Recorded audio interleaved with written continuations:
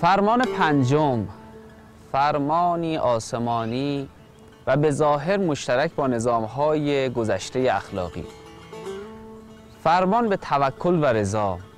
حافظ دستور می‌دهد به انسان‌ها برای رسیدن به آرمان شهر باید توکل داشت و بر تمامی مقولات رضامندی. اما توکلی که حافظ از آن یاد می‌کند توکلی در نظام ساختاری گذشته نیست که نتیجه آن رسیدن به فضائل اخلاقی و به ثواب باشد.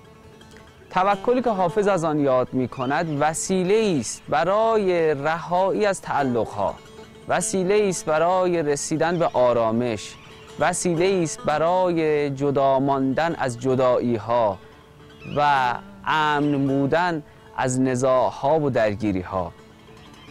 حافظ منشأ تشتت‌ها را دعواهای علمی و دینی می‌داند، لذا تکیه بر آن را نفی کرده و از شرور عالم دنیا می‌داند.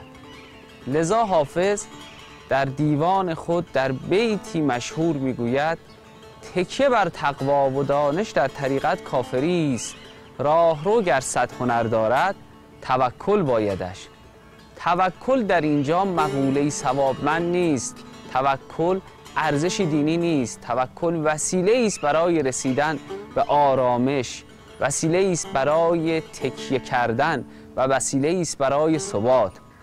در مصرع اول حافظ واژه تکیه را می آورد که مقوله‌ای برای آرامش و نشیمن است.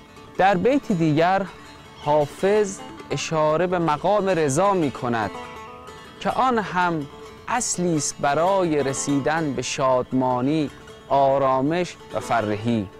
میگوید: بیا که هاتف میخانه دوش با من گفت، که در مقام رضا باش و از قضا مگریز. در مقام رضا بودن و گریز نداشتن از قضا و گریز نکردن از قضا به نوعی اصلی اساسی در شکل‌گیری جهانی پر از آرامش و سرایی پر از آرزوهاست. به امید رسیدن به آن سرای آرامش و شهر خالی از تشتت و ناآرامی.